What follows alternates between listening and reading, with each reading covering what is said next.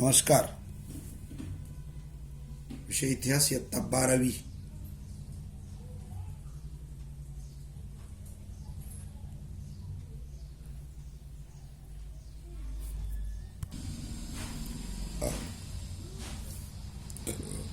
प्रकरण 7. भारत निर्वसाहतीकरण ते एकीकरण.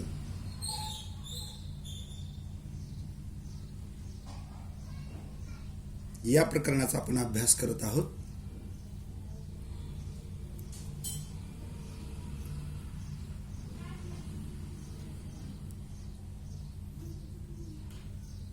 म्हणजेच 15 ऑगस्ट 1947 मध्ये भारतातून इंग्रज निघून गेले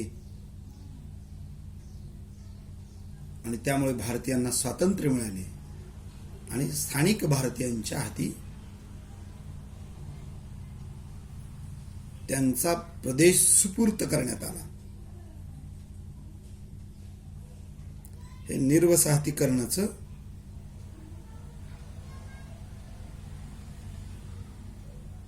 धोरण आणि त्यानंतर त्याचं एकीकरण करण्यात आलं, म्हणजेच भारतामध्ये विलिनीकरण करण्यात आलं. गेल्या तासिकेमध्ये आपण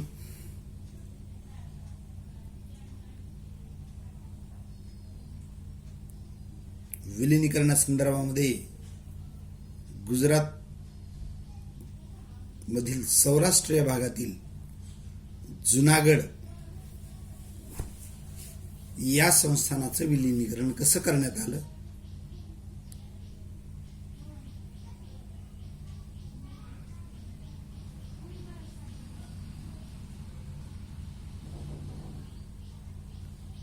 जुनागड या संस्थानाच्या लोकांनी कशा पद्धतीचा संघर्ष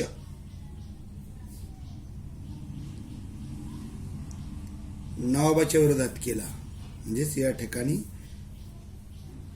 जनता ही बहुतांश प्रमाणामध्ये हिंदू होती, तर त्या ठिकाणचा राजा किंवा नवाब हा मुस्लिम होता आणि मुस्लिम नवाबाच्या मतास जनतेचा विरोध होता आणि या विरोधामुळेच जुनागड या संस्थानाचं विलिनीकरण भारतामध्ये करण्यात आलं आणि हा नवाब पाकिस्तानमध्ये पळून गेला. या संबंधीची माहिती आपण मागील तासिकेमध्ये घेतलेली आहे.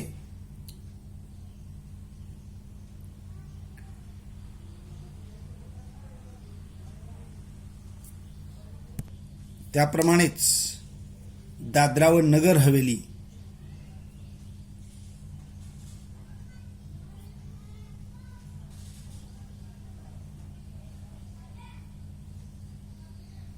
या ठिकाणी पोर्तुगीजांची सत्ता होती.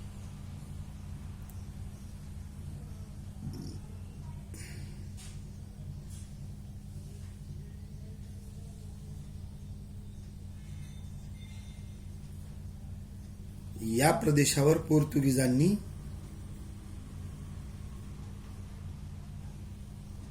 यांच्या गव्हर्नरची नेमणूक केलेली होती.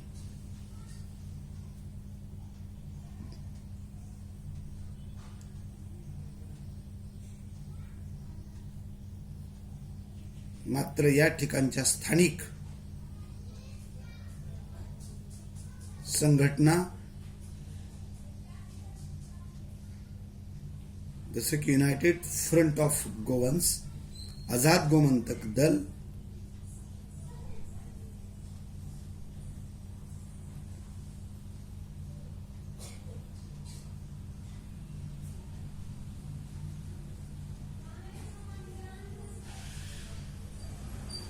आझाद गोमंतक परिषदेच्या राष्ट्रवादी मुक्ती सेना इत्यादी संघटना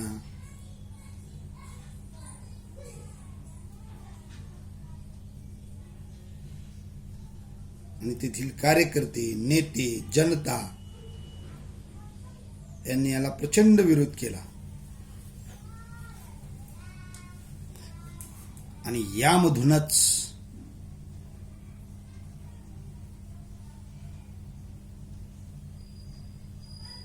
दादरा व नगर हवेली हा प्रदेश 2 ऑगस्ट 1954 मध्ये भारताकडे हस्तांतरित करण्यात आला.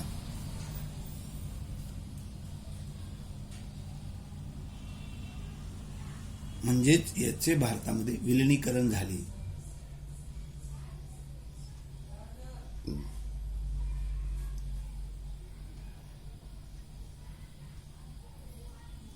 म्हणजेच गुजरातच्या समुद्र किनाऱ्यापासून काही अंतरावर असलेल्या आणि दमणगंगा नदीच्या उत्तरेकडील किनाऱ्यावर वसलेल्या दादरा व नगर हवेली या प्रदेशातील पोर्तुगीजांची सत्ता संपुष्टात आली आणि त्याचं विलिनीकरण भारतामध्ये करण्यात आलं.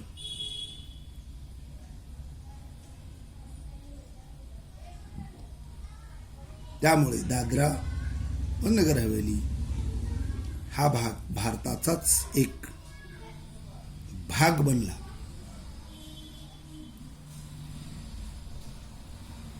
यासंबंधी आपण मागील तासिकेमध्ये माहिती घेतलेली आहे.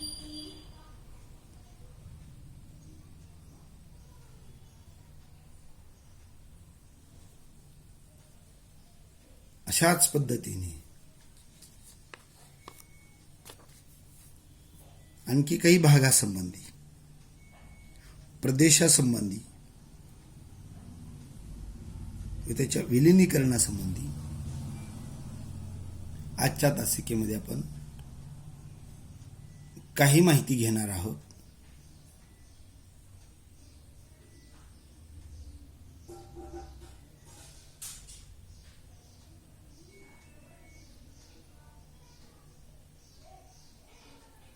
यामध्ये गोवा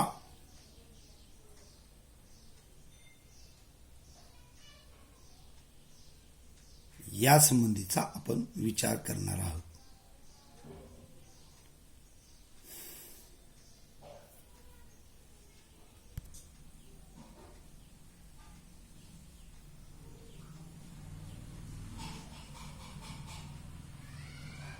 ज्याप्रमाणे दादरा व नगर हवेली या ठिकाणी पोर्तुगीजांची सत्ता होती, त्याचप्रमाणे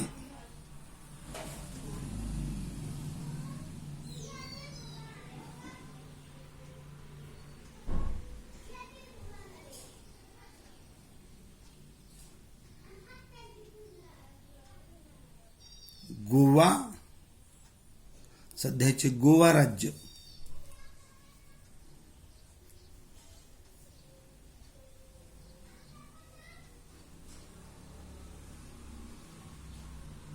या प्रदेशावर देखील पोर्तुगीजांची सत्ता होती. स्वातंत्र्यानंतर बरेच वर्ष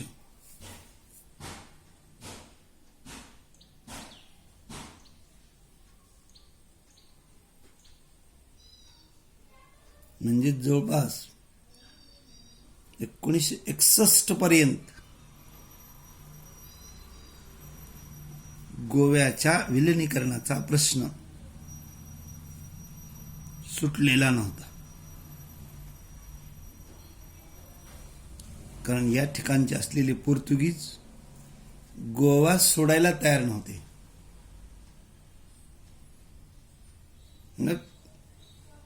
या विरोधात स्थानिक जनतेने, संघटनेनी, नेत्यांनी, कार्यकर्त्यांनी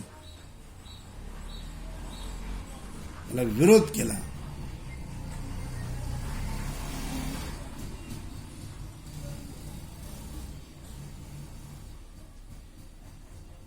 आणि गोव्याचे भारतामध्ये विलिनीकरण करण्यात आले.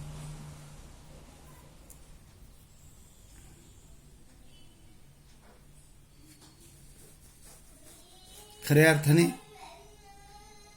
गोव्यामधील पोर्तुगीजांची सत्ता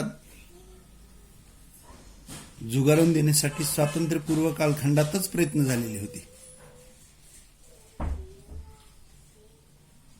म्हणजेच स्वातंत्र्यपूर्व काळापासूनच गोव्यामधील पोर्तुगीजांची सत्ता संपुष्टात आणण्याचे प्रयत्न सुरू होते. हा संघर्ष 1928 मध्ये सुरू झाला. यामध्ये 1928 ला मुंबईत गोवा काँग्रेस कमिटीची स्थापना झाली. यामध्ये डॉक्टर टी.बी. कोन्ना गोवा काँग्रेस कमिटीचे प्रमुख होते. 1929 मध्ये गोवा काँग्रेस भारतीय राष्ट्रीय सभेच्या अंतर्गत असलेली एक शाखा झाली.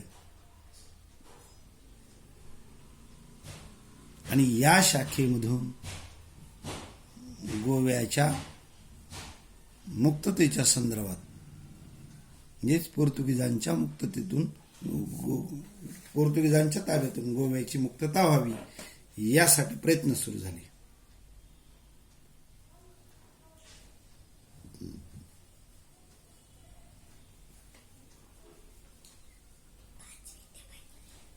यामुळे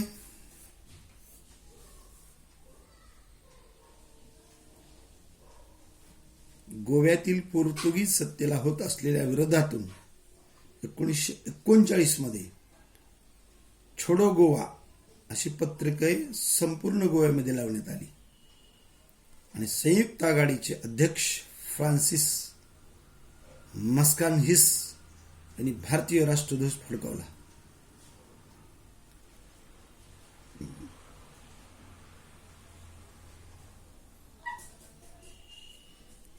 आणि हा स्वातंत्र्यपूर्व कालखंडातीलच लढा खऱ्या अर्थाने स्वातंत्र्योत्तर कालखंडातही सुरू राहिला.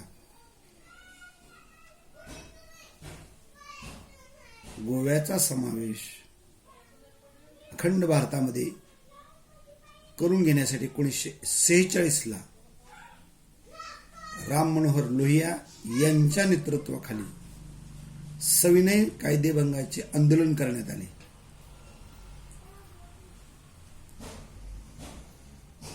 या आंदोलनामध्ये म्हणजे 1946च्या डॉक्टर राम मनोहर लोहिया यांच्या नेतृत्वाखालील आंदोलनाला पोर्तुगीजांनी विरोध केला आणि या आंदोलनात पोर्तुगीज सरकारने राम मनोहर लोहिया यांना पकडून हद्दपार केले.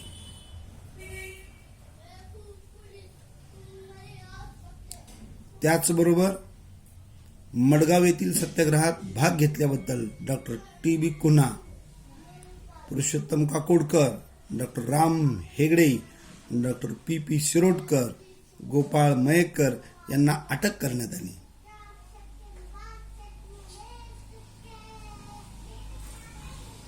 डॉक्टर कुन्हा यांना तर 8 वर्ष तुरुंगवासाची शिक्षा करण्यात आली. त्यांना पोर्तुगालमध्ये तुरुंगात ठेवण्यात आले. मात्र पुढे त्यांना भारतात आणल्यानंतर त्यांनी आझाद गोवा आणि स्वतंत्र गोवा अशी 2 वृत्तपत्र सुरू केली आणि गोव्यातील पोर्तुगीजांच्या विरोधात संघर्ष आणखीनच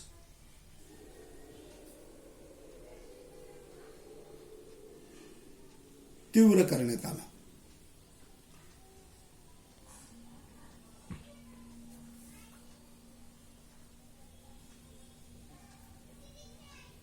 या संघर्षाला गोव्यामधील जनतेचाही मोठ्या प्रमाणात प्रतिसाद मिळाला.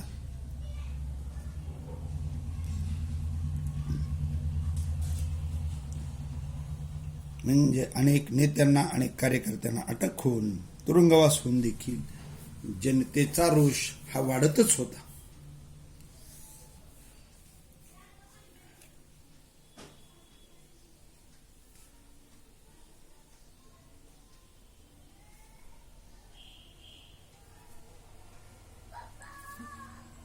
ऑगस्ट 1947 ला भारताला स्वातंत्र्य मिळाल्यानंतर म्हणजेच भारत स्वतंत्र झाल्यानंतर गोव्याचा मुक्ती लढा महाराष्ट्रातील चळवळीचा एक भाग बनला. म्हणजेच महाराष्ट्रातील चळवळीने या लढ्याला पाठिंबा दिला, प्रोत्साहन दिलेले दिसते. 1954 मध्ये पुण्यात गोवा विमोचन सहाय्यक समितीची स्थापना करण्यात आली. यामध्ये केशवराव जेधे, राग गोरे, जयंतराव टिळक यांनी या समितीचे नेतृत्व स्वीकारले. नानासाहेब गोरे, सेनापती बापट यांच्या नेतृत्वाखाली सत्याग्रही गोव्यात गेले. म्हणजेच महाराष्ट्रातील या गोवा विमोचन सहाय्यक समितीचे कार्यकर्ते, नेते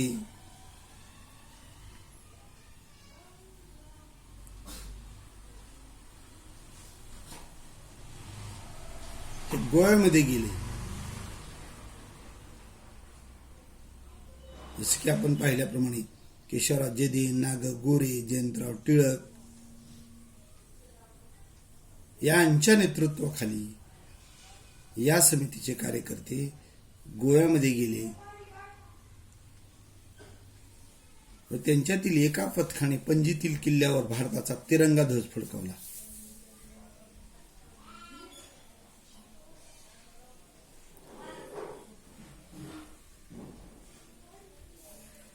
या गोवा मुक्ती लढ्यास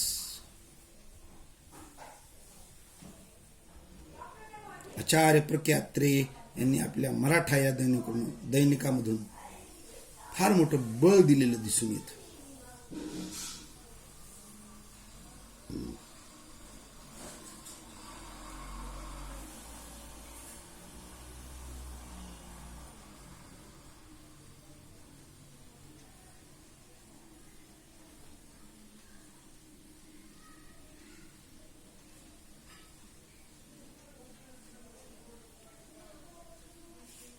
या लढ्यामध्ये प्रामुख्याने पंडित महादेव शास्त्री जोशी, शिरूभाऊ लिमये, पीटर अल्वारेस, सुधा जोशी इत्यादी कार्यकर्ते लढ्यात सामील झाले. या लढ्यामध्ये मोहन रानडे यांचे योगदान मोलाचे आहे. त्यांनी पोर्तुगीज सत्तेविरुद्ध पद्धतशीर प्रचार सुरू केला. त्यांनी आझाद गोमांतक दलाच्या सहकार्याने सशस्त्र हालचाली सुरू केल्या. म्हणजेच केवळ उठाव आणि बंड नव्हे तर गोवा स्वतंत्र होण्यासाठी सशस्त्र दलाचेही सहकार्य घेण्यात आलेले दिसून येते.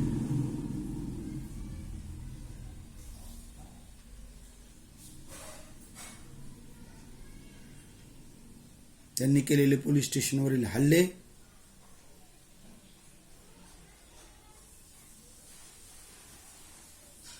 पोलिसांनी केलेला त्यांच्यावरील गोळीबार यामध्ये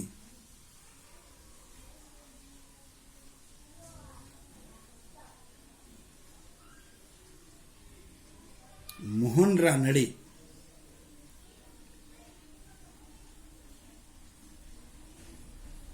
हे जखमी झाले. गोव्यातील पोर्तुगीज सरकारने त्यांना 1972 पर्यंत तुरुंगात ठेवले.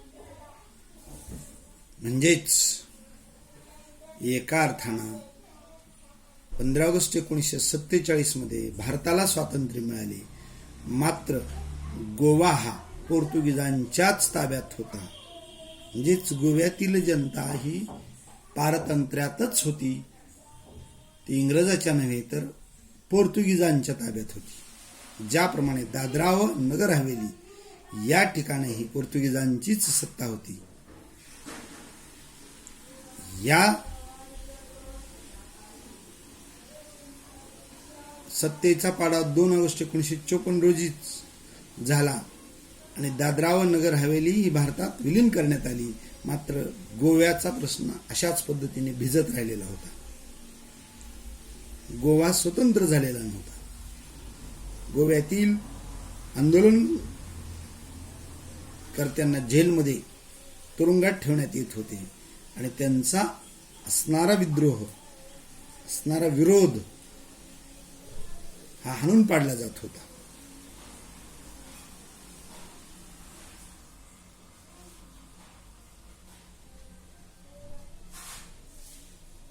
म्हणजेच गोवा हा पोर्तुगीजांपासून मुक्त व्हावा ही एक प्रकारची लोकभावना होती.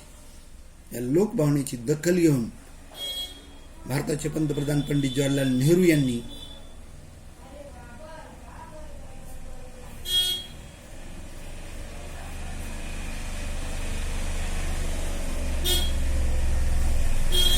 तसेच भारताचे गृहमंत्री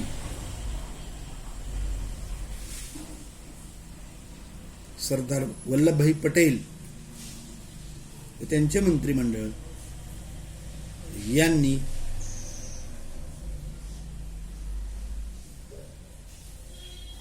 गोव्यातील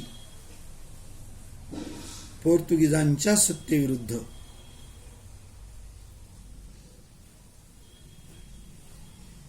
लष्करी कारवाईचा निर्णय घेतला. कारण या लष्करी कारवाईला जनतेचाही प्रतिसाद होता. मोठ्या प्रमाणामध्ये जनताही यामध्ये सामील होती. दिवसेंदिवस हा विरोध वाढत होता. ह्या लोकभावनेची कदर करून भारतीय सरकारने यामध्ये हस्तक्षेप करणे व लष्करी कारवाईचा निर्णय घेऊन एक महत्त्वपूर्ण भूमिका घेतली. ऑपरेशन विजय या सांकेतिक नावाने भारतीय सैन्य गोव्यामध्ये दाखल झाले.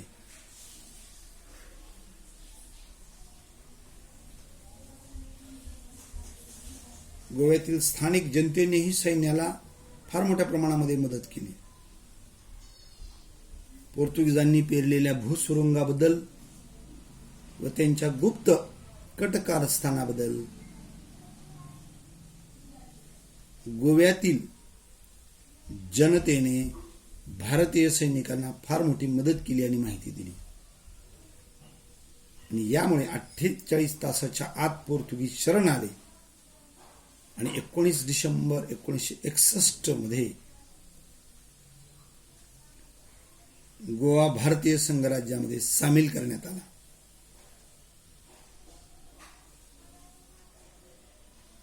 व गोव्याचे 450 वर्षाचे पारतंत्र्य संपुष्टात आणण्यात आले.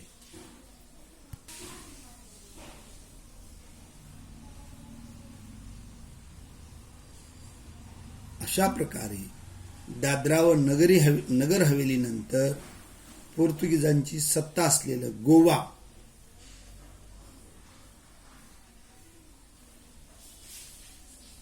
हा प्रदेश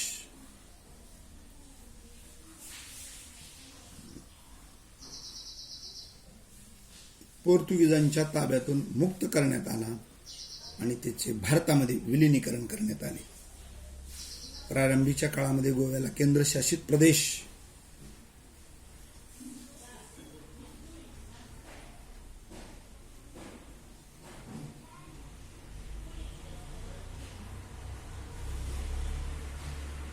म्हणून घोषित करण्यात आलेले होते. या प्रकारे गोवा या प्रदेशाला मुक्त करण्यासाठी त्या ठिकाणच्या स्थानिक जनतेबरोबरच महाराष्ट्रातील अनेक दिग्गजांनी, अनेक नेत्यांनी, अनेक मंडळींनी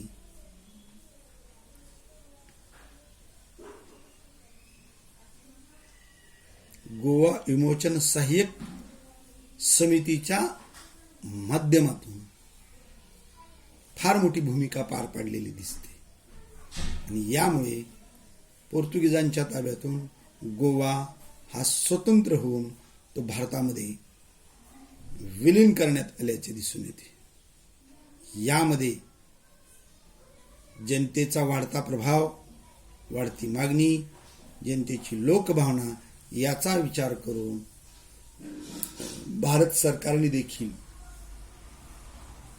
गोव्यामध्ये लष्करी कारवाईचा निर्णय घेतला आणि गोव्याला पोर्तुगीजांच्या तावडीतून मुक्त करण्यात आले व त्याला स्वतंत्र भारतामध्ये त्याचं विलिनीकरण करण्यात आलं. या प्रकारे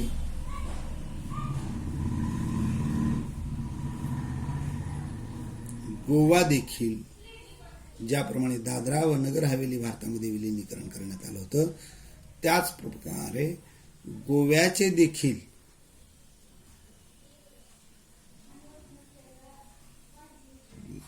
स्वतंत्र भारतामध्ये विलिनीकरण करण्यात आलेले